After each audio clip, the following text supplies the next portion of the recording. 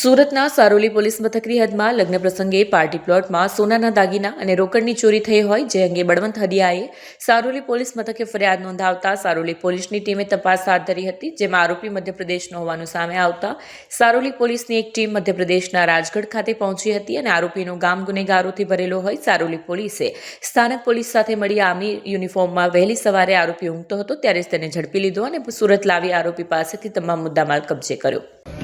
Saroli police સ્ટેશનમાં November મહિનામાં ખોડલધામ જે પાર્ટી પ્લોટ છે એમાં લગ્નનો પ્રસંગ હતો। લગ્નની વિધિ દરમિયાન વરરાજાના જે ફાધર છે એમની પાસે 9,07,000ના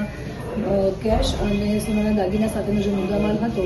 એ આખું પર્સ નજર ચૂકવી અને ચોરી અને 2 ઈસમોએ ચોરી કરેલ હતી, જે બાબતે સારોલી પોલીસ સ્ટેશનમાં ફરિયાદ દાખલ થયેલ હતી। અમને હ્યુમન ઇન્ટેલિજન્સ અને ટેકનિકલ સર્વેલન્સના આધારે ખબર પડી કે આ બે ઇસમ છે પર્સ ચોરી કરી અને મધ્યપ્રદેશ ખાતે ગયે છે। ઇન્વેસ્ટિગેશન દરમિયાન અમને ખ્યાલ આવ્યો કે મધ્યપ્રદેશના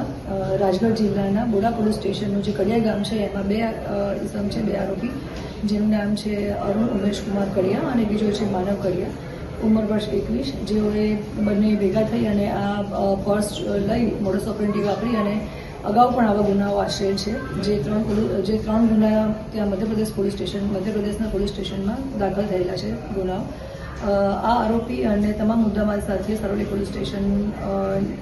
અત્યારે ઇન્વેસ્ટિગેશન દરમિયાન તમામને એરેસ્ટ કર્યા છે અને તમામ મુદ્દામાલ 9 લાખનો મુદ્દામાલ પણ અમે કબજે કર્યો છે। આરોપી અત્યારે એરેસ્ટ કર્યો છે।